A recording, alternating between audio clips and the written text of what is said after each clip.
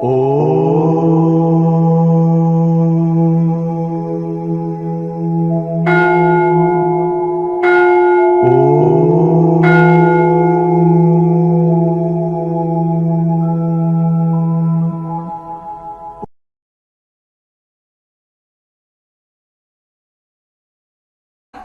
మోయాలి కాదు, దాని ప్రభావం తగ్గిస్తుంది. వాళ్ళు చెప్పిన మార్గంలో వెళ్తే కర్మ ప్రభావం తగ్గుతుంది, దైవ కృప పొందుతాం. మనమే దైవ కృప పొందుతాం.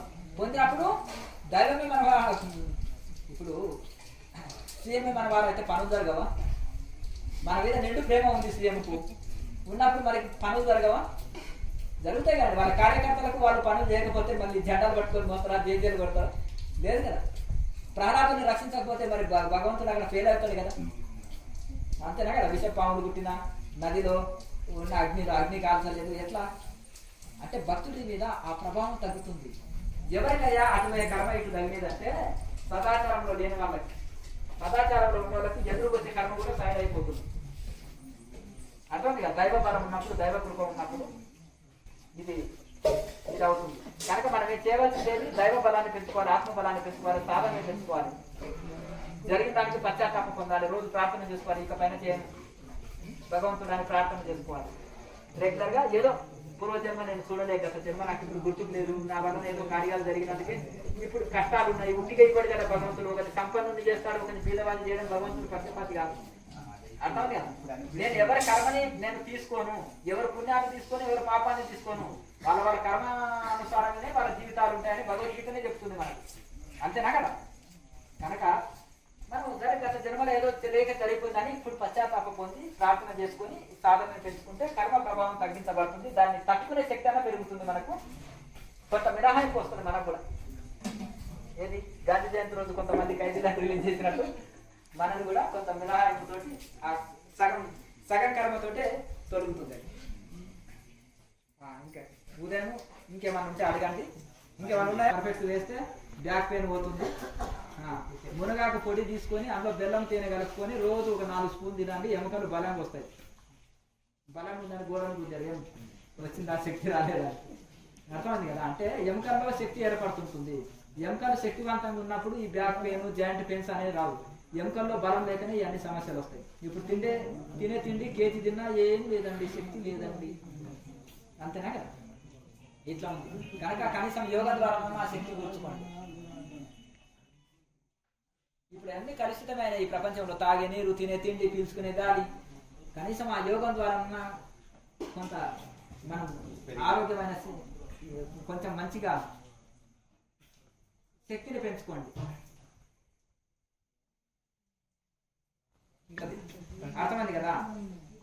అంతవరకు బ్యాచులర్ ఉన్నప్పుడు టాటా హంగామా చేస్తాడు, పెళ్ళి అనగా ఊరుకోవాలి అని వెళ్ళిపోతాడు, లేదంటే మౌనంగా వెళ్ళిపోతాడు. అర్థమైంది కదా. కొన్ని ఋషులు ఎందుకు రహస్యంగా అంటే కొన్ని ఓపెన్ గా ఏటి పడితే అనుభవాల పుస్తకాలు రాసే వరకు అది చదివి తన ఓన్ ఎక్స్పీరియన్స్ లాగా ఫీల్ అయ్యి సమాజం చెడిపోతుందని గొప్ప ఋషులు ఎక్కడ దాన్ని సాధన రహస్యాలని సాధనని చర్చించాలన్నమాట. చర్చించకుండా ఉంటే 20 సంవత్సరాల నుంచి నన్ను చాలా మంది ఎన్నెన్నో రకాలుగా అడిగితే కొన్ని పుస్తకాలు రాసి ఊరుకున్నాం. ఊరికి ఎక్కువ వాటి గురించి మాట్లాడినప్పుడు దాని విలువలు పడిపోతాయి. దాని అనుభవము ఏం చేస్తాడు, పెళ్లిగాని బ్యాచులర్ ఉంటాడు, వాళ్ళు తెగ మాట్లాడేస్తాడు. అర్థమైంది కదా. అవునా, పెళ్ళి అయినాక లేడీస్ గురించి తప్పుగా మాట్లాడతాడా చెప్పండి. అర్థమైంది కదా. కరెక్ట్ అనుభూతి పొందిన ఋషులు ఎక్కువ తక్కువ మాట్లాడరు. నేనేదో పిచ్చోనండి, చెట్టు కింద కూర్చున్నాను, నాకేం తెలియదండి అంటారు. ఏ ఋషినన్నా పోయి కనుకో, నేను వీరుని శివుడిని అని చెప్పుకోరు. అర్థమైందా. హనుమంతుడిలో వినయం చూడండి. దాసోహం కౌశలేంద్రస్య అన్నాడు. విశ్వమంత శరీరం చేశాడు, లంకినికి విశ్వరూపం చూపెట్టాడు, దోమలాక అయ్యాడు, చెవులో ముక్కులో తేలాడు, ఎన్ని చేసి నువ్వు ఎవడెవరో నాయన చూస్తే కోతిలా కూర్చున్నావు, నువ్వు ఏడంగా పోతున్నావు, ముక్కులో మూతులంగా వస్తున్నావు, ఎక్కడ నువ్వు ఎవరవు అని అంటే నేను శ్రీరామ దూతని అన్నాడు అని మొత్తం విశ్వరూపమే చూపెట్టాడు. ఆయన దాసోహం కౌశలేంద్రస్య అన్నాడు. శ్రీరామచంద్రునికి దాసాను దాసుని. శంకరాచార్య నేను గోవింద గౌడపాదుల దాసుని అన్నాడు. నేను శ్రీరామకృష్ణుని దాసుని అన్నాడు వివేకానంద స్వామి. ఇది బ్రహ్మజ్ఞానం వస్తే ఈ సంస్కారం, ఈ వినయం ఇస్తుంది. అట్లా అట్లా ఈ ప్రభావము ఇటువంటి ఇది ఉంటుంది కనుక ఏది ఉన్నా కానీ కొన్ని బయటికి చర్చించనివి పుస్తకంలో ఆడికి అక్కడికి చెప్పేసిన మొత్తము మెయిన్ పాయింట్స్ చెప్పేసిన అందులో హిమాలయ యోగులు మోక్ష సాధనలు అనేది ఎట్లా కుదిరింది ఎట్లా వచ్చేసింది అనేది అందులో మొత్తం ఇచ్చేసిన దాని గురించి ఎక్కువ చర్చించినప్పుడు ఆత్మస్థుతి అవుతుంది, దాని విలువలు పడిపోతాయి. ఇంకా అనుకోవచ్చు మా బాబాజీ మా పెళ్లి చేసేసాడు అంతమంది కదా, మా ఇంటికి వచ్చి డిన్నర్కి వస్తాడండి రోజు. అయ్యో బాబాజీ నిరాహార యోగి అంటే అయ్యో అలవాట్లో పొరపాట్లు అండి, బాబాజీ వెనక వస్తారు కదండి నలుగురు వాళ్ళకి డిన్నర్ ఇచ్చినాము. ఇది పరిస్థితి. మీరు అంత దూరం వెళ్ళారో మా ఇంటికే వచ్చిపోతారు అంటారు. దాని విలువలు పడగొట్టవలసిన మరి వాళ్ళది ఫాలో అవుతున్నాడా బాబాజీని, ఆయన ఫాలో అవుతున్నాడా, ఆయన చెప్పిందానే చేస్తున్నారా అంటే లేదు. మళ్ళీ మనది పాత చింతకాయ పచ్చడి నిండా తినడం గోడ కాని నిద్రపోవడం అంతే కదండి. అది మనం అనకూడదు ఎవడి కర్మవాంది కానీ వదిలేసాం. కానీ ఇది ఒకటి ఏంటంటే దాన్ని ఉన్నప్పుడు మనం ఎంత ఉన్నామో అంతే మాట్లాడాలి, ఎంత తెలుసో అంతే మాట్లాడాలి, తెలియంది అని చెప్పాలి. మిస్గైడ్ ఇవ్వద్దు ఆధ్యాత్మికం. దానివల్ల కొత్త కర్మను సృష్టించుకున్నట్టు, కొత్త కర్మని నెత్తిన వేసుకున్నట్టు. పూర్వముదే మూట ముట్టుంది అది తొలగించుకోనికి వచ్చేసి మళ్ళీ కొత్తది నెత్తిన వేసుకున్నట్టు. దానివల్ల ఎవరికి లాభం? నువ్వు దర్శించలేదో పోలేదో ఏమైందో అది అనవసరమైన సబ్జెక్టు. నీ అనుభూతులు నీ మనసులో పెట్టుకో, ఆనంద పొందు. ఆ మధురానుభూతులుగా మిగిలిపోతాయి. కొన్ని బయటికి చెప్పేటివి కావు కదా, ఇంతవరకు మాట్లాడినాను కొన్ని విషయాలు. మధురానుభూతిగా మిగిలిపోతుంది, బయటికి చెప్పేది కాదు. మరి అటువంటిది దాని వలన ఎక్కువ గోరంతది కొండంతా చెప్పుకుంటే ఒరిగేదేముంది? దాంతో ఎవరికి లాభం? ఈగో పెరుగుతుంది. నేను ఇది అన్ని తరించినాను, నాకు అన్ని వచ్చేసినాయని సాధన నీరసించిపోతుంటుంది, చురుకుదనం తగ్గిపోతుంటుంది. అందులో ఇంకా ఏదో సాధించాలనే కసి ఉండదు, తగ్గిపోతుంది, ఇంకా నీరసించిపోతుంది. ఏదో సాధించాలనే తపన ఉన్నవాడికైతే ఏదో తపన ఆరాటం ఉంటుంది, ఇంకా దీంతో నీరసించిపోతుంది కదా. నేను అన్ని సాధించాను, అన్ని ఓపెన్ అయినాయి, వచ్చేసి నేను హాస్టల్ ట్రావెలింగ్ చేస్తున్నాను, గత జన్మలు చూసేసుకున్నాను, నేను సమాధిలోకి వెళ్ళిపోతాను. ఇవి అనడం వల్ల ఎవరికి ఒరిగేది ఏముంది? లాభం ఏముంది దీంతో? అర్థమైంది కదా. క్రియాయోగంలో 20 సంవత్సరాలు 30 సంవత్సరాలు క్రియాయోగంలో డీప్ సమాధిలోకి వెళ్ళే క్రియాయోగులు కూడా ఇట్లా గాలి మాటలు మాట్లాడాలి. హిమాలయంలో పిచ్చివాడి దాకా కనిపించే ఒక ఋషీశ్వరుడు కూడా, అష్టసిద్ధులు ఉన్న ఋషి కూడా నేను పిచ్చివాడిని, నాకు ఏమీ తెలియదు, మా గురువుకు దాసున్నో భగవంతుడికి దాసున్నో అని చెప్పుకుంటారు. కొన్ని సంప్రదాయాల్లో దాస్ అంటారు. భారతదాస్ అనే మహనీయుడు ఉన్నాడు, ఆయన 40 ఏళ్ళు సాధన చేశాడు. వాళ్ళ గురువు అవధూత దాస్ మహారాజు. ఆయన 104 సంవత్సరాలు 108 వరకు ఉంటాయి. ఆయన చాలా గొప్ప సిద్ధ పురుషుడు హిమాలయాల బద్రీనాథ్లో. ఆయన తానుకోతే నాకేం లేదు, గురువుకు దాసునండి, ఇగో ఇంత పిల్లోని అప్పుడు గురువు దగ్గరికి వస్తానని ఫోటో పట్టుకొని వస్తాను. అది కూడా మనం చూపెట్టామంటే మీ గురువుని చూడాలి, ఏదైనా ఫోటో ఏదన్నా ఉంది అంటే అప్పుడెప్పుడో తీసి, యాత్రస్థలం కదా అప్పుడు కెమెరాలు పట్టుకుని వచ్చేటోళ్ళు తీసి ఏదో శిష్యులు వాళ్ళ గురువుకు గొప్ప శిష్యులు ఉంటే ఎవరో ఇచ్చి ఉంటారు. ఇంత పిల్లోడు అప్పుడు ఆయన గురువు పాదాల కాడ కూర్చున్నాడు. ఇంత పిల్లోడు అప్పుడే వచ్చి గురువు దగ్గర సేవ చేసుకుంటున్నాడు. మళ్ళీ నేను వీరుని శివుడున్నాను. ఇంత చిన్నప్పటి సంధి కఠోర బ్రహ్మచర్య వ్రతాన్ని పాటించి కఠోర హిమాలయంలో చలికి తపస్సు చేసిన వాళ్ళే నేను గురువుకు దాసునే భగవంతుడికి దాసుని, నాకేమి తెలియదయ్యా అంటాడు. ఏం తెలియకుండానే అంత చలి తట్టుకుంటున్నాడా? ఏం తెలియకుండానే వారం రోజులు తినకుండా ఉంటున్నాడా? అర్థమైంది కదండి. చాలా తను తగ్గించుకొని మాట్లాడతారు. పేరులోనే దాస్ అని పెట్టుకుంటారు. వినయం ఇవ్వాలి, సంస్కారం ఉంది. అందరికీ నేను దాసుని అంటాను. లాయర్ మాసే 10 పగళ్ళు 10 రాత్రులు సమాధిలో ఉండి 24 hours 10 days అట్లా సమాధిలో ఉన్నవాడు చనిపోయిన తర్వాత శరీరాన్ని కాష్టాలను చేస్తారు బ్రాహ్మణులు కదా. వాళ్ళు చేయొద్దు, అట్లా యోగిని చేయొద్దు అని చెప్పింది, కానీ మూర్ఖులు గ్రహించలేదు. వాళ్ళకి ఛాందస్తం ఉంటుంది కదా కొంచెం, మా యోగిలే మా భర్తని అన్నట్టు ఉంటుంది కదా. వాళ్ళకి తెలియదు కదా ఋషి ప్రభావం, ఋషి గొప్పతనం తెలియదు. బ్రహ్మగారిని నాకు మా తండ్రి అనుకున్నారు తప్ప ఆయన ఋషి అని గుర్తించిండ్రా? సిద్ధప్ప గుర్తించారు. కనుక కాష్టారం చేశారు. సరే చేసిండు. చేసిన తర్వాత కూడా మన 3 రోజు వస్తాడు లాయర్ మాసే. ప్రణవానంద స్వామికి 2 శరీరాల సాధువు లేదా? ఋషికేశిలో ఉంటాడు ఆయన. కాశీ నుంచి వెళ్ళి ఋషికేశిలో స్థిరపడతాడు. నేను శరీరాన్ని కాష్టాదం చేసి వదిలేసినాను, ప్లస్ కాష్టాదం కూడా చేసిండు. దర్శనానికి శరీరం కూడా లేదు, ఇక్కడే దర్శనం చేసుకో, అంత దూరం వచ్చి ఎందుకు సమయం వేస్ట్, యోగులకి ఇది అక్కర్లేదు అని లాయర్ మాసే అక్కడ దర్శనం ఇస్తాడు ఆయనకి, ప్రణవానంద స్వామి. అట్లా చాలా మంది శిష్యుల కలకత్తలో కూడా ఇంకా రావాల్సిన అవసరం లేదు, కాష్టాదం చేశారు అని చెప్తారు. మరి ఎట్లా సాధ్యం? గృహస్థ ఆశ్రమంలో ఉండి, పట్టణ జీవితంలో ఉండి, ఉద్యోగం ఉండి, 4 పిల్లలు, కిరాయి రూములో ఉండి, మధ్య తరగతి చాలా బీద కుటుంబంలో ఉండి ఎట్లా సాధ్యమైంది ఆయనకి? బెంగాలీ బ్రాహ్మణ్స్ వాళ్ళు 4 అన్నదమ్ములు, ఒక ఇల్లు ఏడా సరిపోతుంది? కిరాయికి ఉండవలసి వచ్చింది బయట. 4 పిల్లల్ని చదివించడం అంటే ఎంత కష్టం, 5 రూపాయల నౌకరి ఆ కాలంలో. మరి ఇది ఎట్లా సాధ్యమైందంటే ఇది అట్లా ఆ విధంగా వైరాగ్యము తీవ్ర సాధన చేత అది సాధ్యమైంది. ఒక యోగాత్మకత గురువులందరూ కూడా గృహస్థాశ్రమంలో ఎంప్లాయీస్ వాళ్ళు పట్టణ జీవితాల్లో ఉండి తరించారు, గొప్ప సిద్ధ పురుషులుగా మారారు, అట్లా సిద్ధులు పొందారు. ఎంత సాధ్యము? సాధన వల్ల అవన్నీ వస్తాయి. కానీ నేను అందరికీ దాసుని, అందరికంటే నేనే తక్కువ అనుకుంటే చాలా గొప్ప లాభం, మనకే లాభం. అట్లా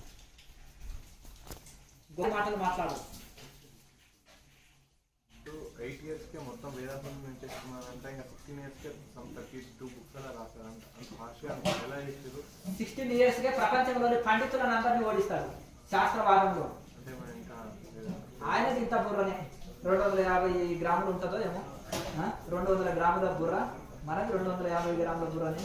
ఆయనకి ఏం 10 కేజీల బుర్ర లేదు, బ్రెయిన్ అంతేనా కదా, అంతే బ్రెయిన్ కదా. మరి సాధన వలన పెరిగిన మేధస్సు, సాధనతోటి ఎంతెంత సాధన అనేది అనంతం. అంటే అన్ని సాధించినాను, చక్రాలు ఓపెన్ అయినాయి, అన్ని వచ్చేసినాయి, నేను ఇంకా తరించాను, ఇంకా నాకు ఏం లేదండి, నేను అందరికి శక్తిపాతాలు ఇచ్చేస్తాను, నేను రండి అని ఒకరినొకరు పట్టుకొని శక్తి ఎనర్జీ పాస్ చేస్తుంటారు. దాన్ని ఏమంటారు? హీలింగ్స్ అంటారు. లోపల షుగర్ లెవెల్స్ ఓవర్గా ఉన్నాయి, ఇతరులకు అందరు దేశం అంతా ఈయన షుగర్ లెవెల్స్ తొలగిస్తారు. మొదలు నేను తొలగించుకో, అర్థమైంది కదా. టిష్యూ పేపర్ లేదు, వాటర్ లేదు, నేను ఎండిపోతుంది, వెనక అందరిది మాత్రం కడిగేస్తాను. ఇది పరిస్థితి ఉంది, అంతేనా కదా. ఇది అలాగే ఒకటి. మరి ఆ ఋషులు ఎట్లా అంటే గొప్పగా అంత సాధనలు చేశారని అర్థం. సాధన వలన అంత మేధస్సు పెరుగుతుంది. వివేకానంద స్వామి అందరూ, మరి రామకృష్ణ పరమహంసకి ఎందరో శిష్యులు ఉన్నారు. అందరూ బుక్ అంతా ఇట్లా చదివితే 2000 పేజీల బుక్ చూస్తే కూడా 5 నిమిషాలు ఇట్లా చూసి అక్కడ పెట్టి ఏ పేజీలో ఏ చాప్టర్లో ఏముందో చెప్పండి, అడగండి, చెప్తాను అంతరం. ఒక వివేకానంద స్వామి ఎట్లా సాధ్యమైంది? అర్థమైంది కదా. అది సాధన వలన ఆ మేధస్సు. వివేకానంద స్వామిని ఎంతో మంది చంపాలని చూశారు, అది విషయం మీకు తెలియదు. క్రిస్టియన్ కంట్రీ కదా అది, ఆయనకు అందరూ అట్రాక్షన్ అయ్యారు, హిందూది పెళ్లి చేస్తాడా ఏమని. కానీ ఆయన ఏ హిందూ మతం గురించి ఆ మతం గురించి కాదు. ఇక్కడ ఉండేది వేదాంతం అనేది అందరి సొత్తు, దైవ సొత్తు. వేదాంతం ప్రకారం ఉండాలి, భగవంతుడు ఒక్కడే. ఇది చెప్పడానికి వెళ్ళాడు తప్ప కన్వర్ట్ కాండి అని ఎక్కడ చెప్పలేదు. అర్థమైతే. ఇంకెవరైనా వాళ్ళు వచ్చారు చూడండి, ఏ రకరకాల వేషాలలో వస్తారు, కన్వర్ట్ చేస్తారు. పరమహంస యోగానంద కన్వర్ట్ చేశాడా? యోగం వలన లాభాలని చెప్పాడు. మనలో చీటర్స్ లేరు, అర్థమైంది కదా. ఈ మతం గొప్పతనం ఏంటంటే ఇందులో వచ్చి చేరండి అన్నారు, దీన్ని ఫాలో కాండి.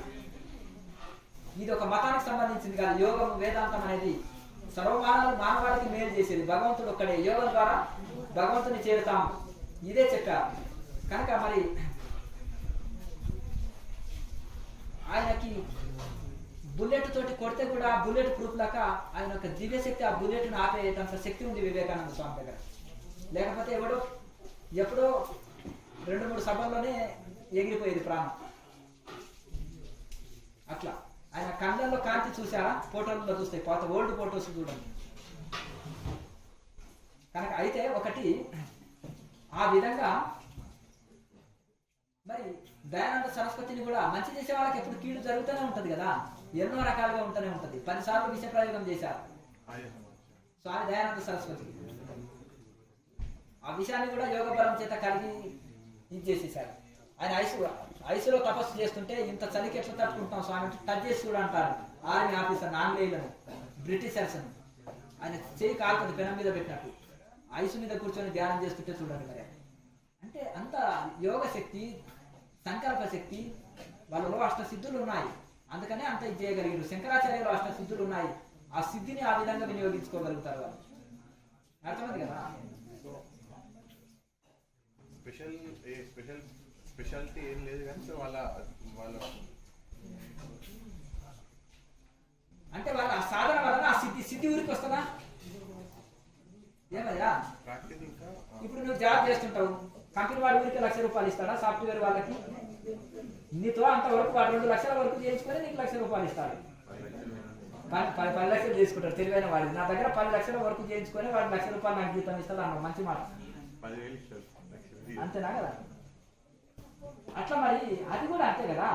ఇది కూడా అంత శక్తి ఖర్చు చేసి అంత కఠోర సాధన చేసినందుకే ఆ సిద్ధి వచ్చింది, ఊరికి రాదు కదా. అలాగే అప్పుడు ఆ శక్తిని పొందారనమాట. అంటే యోగంలో ఇంత శక్తి ఉంది అని తెలియజేయటకు వీళ్ళ జీవితాలే నిదర్శనం. బ్రహ్మంగారు ఉన్నారు, సామాన్యంగా గృహస్థ ధర్మం పాటించాడు, కమ్మరి పని చేసేవాళ్ళు, నాగలు చెక్కడము, ఈ డోర్లు చేయడం, ఇవన్నీ కార్పెంటర్ వర్క్ అంటే. మరి ఆ వర్క్ చేస్తూ 4 పిల్లలు ఉన్నారు, సంసారం, చిన్న పూరి గుడిస, చిన్న పని చేస్తే ఆ పూటకు బియ్యము అవి ఇచ్చేవారు. పూర్వకాలంలో డబ్బులు కాదు, ధాన్యం ఇచ్చేవారు. దానితోటే ఈ పూటకు భోజనం వెళ్ళిందా, ఇంకా రేపటి పని కోసం ఆలోచన లేదు, మళ్ళీ రేపు పని చేయడము పూటకు వచ్చిందా, మళ్ళీ రేపటి కోసం ఆలోచన లేదు. కబీర్ దాసు ఇంత వస్త్రం వేసాడా, భోజనానికి వెళ్ళిందా, ఈ రోజు బియ్యం పప్పులు వచ్చినాయా, ఓకే, మళ్ళీ రేపటి గురించి ఆలోచన లేదు. మరి వాళ్ళ అంత సిద్ధి. కబీర్ దాసు ఎంత చదువు రాకున్నా ఎన్ని దోహాలు సిక్కులోళ్ళు మతగ్రంథంగా పెట్టుకున్నారు, అవినాశి గీతను. బ్రహ్మంగారు రాసిన కాలజ్ఞానం ఇప్పుడు కూడా బ్రహ్మంగారు చెప్పినట్టే అవుతుంది అంటారు పల్లెటూరు వాళ్ళు. మరి ఎట్లా సాధ్యమైంది? 1000 సంవత్సరాల కింద 2000 సంవత్సరాల కింద జరిగేది కూడా ఆయన ఎట్లా రాయగలిగారు? అదే దివ్య దృష్టి, అదే జ్ఞాన నేత్రం, అదే ముందు చూపు. వివేకానంద స్వామి అంటాడు, 100 సంవత్సరాలకు అడ్వాన్స్ ముందు ఆలోచించేటోడు మీరు పిచ్చోడు మెంటలోడు అంటారు లోకం అంటుంది. అవునా కదా అంటారా? ధీరుభాయ్ అంబానీ అన్నాడు, లేబర్స్ కానీ స్టూడెంట్స్, 1వ తరగతి జరిగే ఫస్ట్ క్లాస్ స్టూడెంట్ కానీ లేబర్స్, అలాగే కూలి వాళ్ళు, రైతులు అందరు ఫోన్లు వాడతారు అన్నాడు ఆయన. వీడికి మెంటల్ వేసిందా, 1500 బిల్లు కడుతున్నాం. ఎప్పుడు? 20 ఏళ్ళ కింద. ఏమన్నారు? 25 ఏళ్ళ కింద 1500 2000 రూపాయలు ఫోన్ బిల్లు. ఇంత కట్టుకోలేకపోతున్నాము, 1వ తరగతి వాడికి అంత బిల్లు ఎవడు కడతాడు అంటే అంత రేట్లు పడిపోతాయని. అంతే కదా, ఆయన ముందు చూపుతారు. మరి పిచ్చోడు అన్నారు, మరి ఈయన 25 సంవత్సరాల ముందు చెప్తేనే ఇట్లా అన్నారు. మరి 100 సంవత్సరాల ముందు ఆలోచించడం, ముందు చూపు, అడ్వాన్స్డ్ ఆలోచించేవాడిని పిచ్చోడు అంటది లోకం. వాళ్ళకి అంత ముందు చూపు ఉంటుంది కనుక ఈ విధంగా మరి ఈ విధంగా మనకు అందుకని వాళ్ళకు దూర శ్రవణము, దూర దృష్టి, దూర చూపు ఇవన్నీ ఉంటుంది వాళ్ళకి. సాధన చక్క చేసేటప్పుడు 1 కిలోమీటర్ శబ్దాన్ని కూడా వినగలుగుతారు. అర్థమైంది కదండి. అక్కడ ఊర్లో విలేజ్ లో ఉండే కూడా గుమ్మగుమ్మల వాసనలు ఈ ముక్కు ద్వారా చూడగలుగుతారు, వాసన పీల్చుకోగలుగుతారు. ఇప్పుడు ఇట్లా ఎందుకన్నాను, ఏదో కాలిన వాసన వచ్చేసింది, మీరు అబ్జర్వ్ చేయలేదు, మీతో మాట్లాడుతూనే నా ముక్కులో ఆ యొక్క ఇది ఉంది కదా, ఏదైనా అంటుకున్నదా అని అంత స్పష్టంగా ఇది చేస్తుంది. అంటే కళ్ళు కానీ చెవులు కానీ కళ్ళు కానీ యాక్టివ్గా పనిచేస్తాయి. అంటే మీ టైం తీసుకున్నారు, మీ టైం తీసుకున్నారని మీరు ఇంటర్వ్యూస్ లో కూడా అది చెప్పారు కదా. అంటే మీకు చిన్న పంచి కొంచెం మెల్లాడు కదా, 16 years కి అన్నయ్య ఎట్లా? ఆయన చిన్నప్పటి సంది సాధకుడు, ఆయన బ్రాహ్మణ కుటుంబంలో పుట్టాడు. వాళ్ళ తల్లిదండ్రులు కూడా పరమ భక్తులు, శివుణ్ణి ఎంతో ప్రార్థన చేసి దైవ ప్రార్థన చేస్తే పుట్టాడు. వివేకానంద స్వామి చిన్న పసిబాలుడి నుంచి ధ్యానం చేశాడు. ఏదుంటే అది పంచివాడు, దాన ధర్మాలు చేసేవాడు. వాళ్ళమ్మ ఒక రూమ్ లో బంధిస్తే కూడా బీదాన్ని చీరలు లేక నాకు ఏదైనా దానం చేయమ్మా, వస్త్రాలు లేవంటే కూడా వాళ్ళమ్మ చీర పిచ్చిలో చెల్లి బాధేస్తాడు, కట్టుకొని వెళ్ళిపో అంటాడు.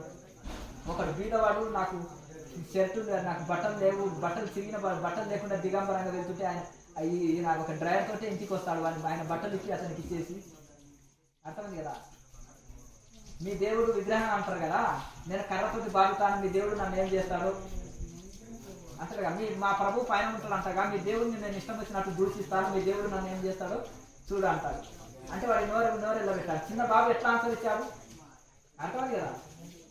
ఇక సైలెంట్ నోరు మూసుకొని వెళ్ళిపోతాడు, మరి ఆన్సరే లేదు కదా. మా దేవుడు కొడతా అంటాడు, ఏం చేయలేడు అంటున్నావు. మరి మీ దేవుడు, మీ ప్రభు మీ దేవుడు పైన ఉంటాడు అంటారు కదా, నేను దూషిస్తాను, ఏం చేస్తాడు నన్ను వచ్చి మీ దేవుడు అంటే. ఇతరులని కించపరిచినప్పుడు మాకు వీళ్ళకి నోరు లేదా, ఉంది కదా. అంటే మా ప్రభువు నిన్ను శిక్షిస్తాడు అన్నాడు, మా దేవుడు కూడా నిన్ను శిక్షిస్తాడు పైలోకాల్లో అన్నాడు. చిన్న బాబు చెప్పేశాడు. అర్థమైంది కదా. నువ్వు దూషిస్తావా చిన్న బాబువి, మా ప్రభువు నిన్ను పైలోకాల్లో శిక్షించును అంటాడు. మా భగవంతుడు కూడా నిన్ను నీ పైలోకాల్లో శిక్షించును అన్నాడు. ఇంకా మళ్ళీ అంటే అంత చలాకిగా అంత ఇదిగా ఆయన తట్టుకోలేరు ఆయన ఎవరు. సత్యం మాట్లాడడానికి ఏమి ఇదండి, దానికి ఏం ధైర్యం ఎందుకు కావాలి, దానికి పెద్ద ధైర్యం కావాలి. సత్యం మాట్లాడడానికి, యథార్థం మాట్లాడడానికి ఉన్న యథార్థాన్ని మాట్లాడాలి. అందుకని ఇంకొకటి అంటాడు, సత్యం మీద ఆధారపడ్డ వారికి, ధర్మంగా ఉన్నవాడు, ప్రపంచానికి సేవ చేయాలనుకున్నవాడు, నిస్వార్థంగా సేవ చేయాలనుకున్న వాడికి 1,00,000 మంది ఎదురించినా అతను ఏం చేయలేదు, ఒక వెంట్రుగా కూడా కదిలించలేరు అంటాడు వివేకానంద స్వామి. ఎంత గొప్ప మాటలు. అధర్మంలో ఉన్నవాడికి 1,00,000 మంది వెనక ఉన్నా వాడిని ఎవరు కాపాడలేరు అంటారు. అర్థమైంది కదా. ఇది ధర్మాన్ని నమ్ముకుంటే ధర్మం యొక్క మహిమ ఇది. ధర్మరాజుకు ధర్మమే బలం, అంతేనా కదా. కృష్ణుని దర్శించలే, భగవద్గీత అయినలే, కానీ శరీరంతో స్వర్గం వెళ్ళాడు. అర్జునుడు కృష్ణుని చూశాడు, దర్శించాడు, విశ్వరూపం దర్శించాడు, భగవద్గీత స్వయంగా విన్నాడు, కానీ శరీరంతో పోలేకపోయాడు స్వర్గం. ధర్మం మహిమ ఇది. కనుక ధర్మాన్ని, సత్యాన్ని ఎప్పుడైతే మనం దాని ప్రకారం వెళ్ళి సాధన నమ్ముకొని వెళ్ళినాం అనుకో, ఈ ప్రపంచ సత్యం నాస్తి పరవ తప, సత్యానికి మించిన తపం లేదు. ప్రతి మనిషి గత జన్మలో ఎన్నో జరిగి ఉంటాయి, మన వలన ఈ జన్మకు వచ్చి తెలిసి తెలియక జరుగుతాయి. దాంతో పశ్చాత్తాపము, సాధన పెంచుకుంటే అన్ని సెట్ అయిపోతాయి. వాళ్ళు ఎందుకంటే చిన్ననాటి నుంచి సాధకులు అయి ఉన్నారు. తల్లిదండ్రులు కూడా మంచి పరమ భక్తులు, గ్రహించాలి మీరు. వివేకానంద స్వామి తల్లి ఎన్ని నోములు, వ్రతాలు చేసేది, ఎన్ని ఉపవాసాలు చేసేవాళ్ళు. తల్లిని గుర్తుకు చేసుకునే వారికి ఏడ్చేవాడు. తల్లి చనిపోయిన తర్వాత వాళ్ళకి పోషించాలి కదా, తండ్రి పోషించేవాడు, పెద్ద లాయర్ ఉండేవాడు. ఇక మరి కుటుంబం అంతా మరి వాళ్ళని ఎవరిని పోషించాలి? ఈయననే ఇంటికి పెద్దవాడు కదా. చూడండి, చిన్నప్పటి నుంచి దైవ చింతన ఉంటుంది, ఆధ్యాత్మికం ఇది ఉంటుంది. మరి చిన్న కాలేజీ వయసులోనే అప్పుడప్పుడే పెరిగినప్పుడే చిన్నప్పటి నుంచి భక్తి పాటలు పాడేవాడు, ధ్యానం చేసేవాడు. బ్రహ్మ సమాజంలో కొన్ని రోజులు తిరిగాడు. టెన్త్ ఏజ్లోనే బ్రహ్మ సమాజంలో తిరిగాడు. ఇంటర్ ఏజ్లోనే రామకృష్ణ పరమహంస సాంగత్యం లభించింది. మరి చిన్నప్పటి నుంచి గురువుల సాంగత్యం లభించింది కదా, భక్తి ఉంది కదా. చిన్న పసిబాలు నుంచి ధ్యానం ఉంది, ఇంటికాడ నేర్చుకున్నాడు తల్లిదండ్రుల దగ్గర. బ్రహ్మ సమాజంలోనే 7-8 చదువులనే గురువు అయ్యాడు. అలా బ్రహ్మ సమాజంలో స్పీచ్లు ఇచ్చేవాడు, దంచి కొట్టేవాడు. ఈ ఉపన్యాసాలకు వదులు కానీ రామకృష్ణ పరమహంస దగ్గరికి వచ్చినాక మౌనం వహించాడు. చాలా మేధస్సుడు ఎందుకు మౌనం ఉంటాడంటే ఇక్కడ అనుభవం దొరికింది కాబట్టి సైలెంట్ ఉన్నాడు అని చెప్తాడు రామకృష్ణ పరమహంస. బ్రహ్మ సమాజంలో ఏం లేదు, పస లేదు అనుకొని మళ్ళీ ఇంట్లోకి వచ్చేసాడు. అది ఉట్టి ఉపన్యాసాలు ఉన్నాయి, ఉపన్యాసాలకు ఏం వదలదు అని ఇక్కడ సాధన అనుభవం కావాలి అని రామకృష్ణ పరమహంసను చూసి నేర్చుకున్నారు. ఆ లోపల ఎంతో మంది గురువులను కూడా కలిశాడు. లహరి బాబా వాళ్ళందరికీ ఆకర్షితుడయ్యాడు, కొన్ని టూర్స్ తిరిగాడు, మళ్ళీ గురువు దగ్గరికి చేరుకున్నాడు. ఇట్లా కనుక వచ్చింది సాధన అన్నమాట. గత జన్మ సంస్కారం చేత వాళ్ళకు సాధనలో ఇదైతే మరి బుద్ధుడు అది ఎట్లా స్థాపించగలిగాడు? అప్పుడు సాధన తపస్సు చేత. మళ్ళీ అది పతనం అయింది. ఇప్పుడు ఎట్లా? సాధన లేదు, దాన్ని వక్రీకరించినప్పుడు మళ్ళీ పతనం అవుతుంది. ఏ సాంప్రదాయం అయినా కానీ మూల పురుషులు ఎవరైతే స్థాపించారో అదే ప్రకారంగా తన పరంపర నడిచిందనుకో స్టాండర్డ్ ఉంటుంది. ఒకప్పుడు పలాని కంపెనీ బ్రాండెడ్ అండి, ఈ కొత్త మోడల్ వచ్చేటివి అన్ని వేస్ట్ అండి, వేస్ట్ అండి, కొని కూడా వేస్ట్ అంటారు. అవునా? ఫార్ములాని మార్చినప్పుడు క్వాంటిటీ తగ్గినప్పుడు ఏమవుతుంది? దాంట్లో దాని యొక్క క్వాలిటీ తగ్గినప్పుడు ఆటోమేటిక్గా అది మరి వేస్ట్ అంటారు. అంతే. ఒక కంపెనీ బ్రాండ్ ఏదైనా బ్రాండ్గా ఉన్నంత వరకే దానికి విలువ ఉంటుంది. బ్రాండ్లు దాన్ని క్వాలిటీ తగ్గించినప్పుడు ఆటోమేటిక్గా అది వదిలేస్తారు కూడా పడలేదు. ఇది కూడా అంతే. ఏ పరంపర అయినా సరే అదే బ్రాండెడ్, అదే క్వాలిటీ మెయింటైన్ చేసిండ్రు అనుకో స్థిరంగా ఉంటుంది 4 కాలాలు. దాంట్లో మళ్ళీ ఆ క్వాలిటీని తగ్గించినప్పుడు మళ్ళీ 0 స్థాయికి చేరిపోతుంది. కనుక వాళ్ళు ఒక మంచి పరంపర తల్లిదండ్రుల నుంచి అబ్బింది, గురువుల దగ్గర అబ్బింది. తర్వాత చిన్నప్పుడే పసిబాలుడే వెళ్ళి 8 ఏళ్ళప్పుడే గోవింద గౌడపాదులను చేరారు. మహాసిద్ధ పురుషుడు గోవింద గౌడపాదుడు అంటే సామాన్యుడు కదా ఆయన, శంకరాచార్య గురువు. మరి ఆయన మహాసిద్ధ పురుషుడు ఎక్కడ ఓంకారేశ్వర గుహలో గౌరవ తపస్సు చేశాడు. ఆయన ఆ గురువు ఆజ్ఞ ప్రకారం మళ్ళీ తపస్సు చేశాడు. తపస్సు చేసిన తర్వాత తపస్సిద్ధి పొందిన తర్వాత భారతదేశం అంతా సంచరించి అద్వైతాన్ని స్థాపించని చెప్పారు. వాళ్ళ గురువులే ఒక అద్వైత పుస్తకం రాసి ఇచ్చారు. అద్వైతం స్థాపించిన ఆయన అన్నందుకు వెళ్ళారు. స్వామి దయానంద సరస్వతి గురువు కూడా సామాన్యుడు కాదు. పూర్ణానంద గురువు దగ్గరికి వెళ్ళాడు 200 సంవత్సరాలు. ఆయనకు వయసు అయిపోయింది. సంస్కృతం వేదాంతం చెప్పే శక్తి లేదు శరీరంలో, వృద్ధుడు అయిపోయాడు. నా శిష్యుడు ఉన్నాడు అని చెప్పాడు. ఆయనకు అప్పటికే 120 ఏళ్ళు ఉన్నాయి. ఆయన కళ్ళు లేవు, పుట్టాంధుడు. నా గురువు పంపించాడు, దయానంద రా అన్నాడు. నీకు 2 కళ్ళు లేవు, ఎట్లా నన్ను కనుక్కోగలిగినారు అంటే జ్ఞాననేత్రం ఉండాలయా, ఈ 2 కళ్ళ చర్మనేత్రాలు ఏమి, ఇవి ఉన్నా ఒకటే లేకున్నా ఒకటే, రా కూర్చో.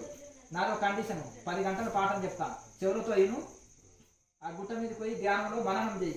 ఆవు తిన్న తర్వాత గడ్డి తిన్న తర్వాత మననం చేస్తుంది కదా, నెమరికి వేసుకుంటుంది కదా, అట్లా మననం చేసి మళ్ళీ పాఠం వచ్చి నాకు చెప్పాలి. పేపర్లు పెన్నులు కాగితాలు ఏమి ఉండవు ఇక్కడ, నోటి ద్వారా చెవుల ద్వారా అయినా నోటి ఉంటే చెప్పాలి.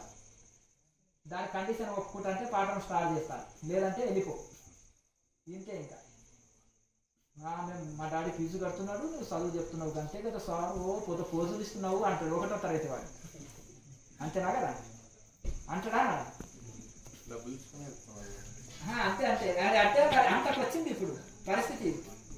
నా బతుకుకు నేను ఓసీనై పుట్టి బ్రాహ్మణునై పుట్టి 2 పీజీలు 3 పీజీలు చేసి ఉద్యోగం రానందుకు ఒక ఎల్కేజీ వాటితో మాటలు పడవలసి వచ్చింది. గురువు గారు అని ఒక పాలమూరు నుంచి ఒక బాబు బ్రాహ్మణ అబ్బాయి వచ్చి అంటుండే, నేను టీచర్గా చేస్తున్నా, హార్డ్ వర్క్ ఉంటుంది, అర్థమైంది కదా, 24 అవర్స్ వర్క్ చేయిస్తారు, అది ఇది ఉంది. ఎల్కేజీ బాబు కూడా వెక్కిరిస్తాడు వాడు. ఇట్లా అంటున్నారంట చూడండి, ఇది పరిస్థితి ఉంది. అంటే ఇప్పటి విద్యలో విలువ ఎట్లా పడిపోయింది, అంతేనా? మరి అది పరిస్థితి. కనుక ఆ విధంగా ప్రైవేట్ స్కూళ్ళలో మాట అన్నారంట, ప్రైవేట్ స్కూళ్ళలో అన్నారంట, గవర్నమెంట్ స్కూళ్ళలో అనలే. కానీ అయితే ఈ విధంగా మరి ఆనాడు అట్లా ఆయన ఆ విధంగా చదివి ఆయన ఎన్నో టెస్టులు ఎన్నో పరీక్షలు ఉండేది శిష్యులకి ఆ కాలంలో. గురువు సామాన్యుడు కాదు, చాలా టెస్టులు పెట్టేవాళ్ళు, చాలా పనిష్మెంట్ ఇచ్చేవాళ్ళు.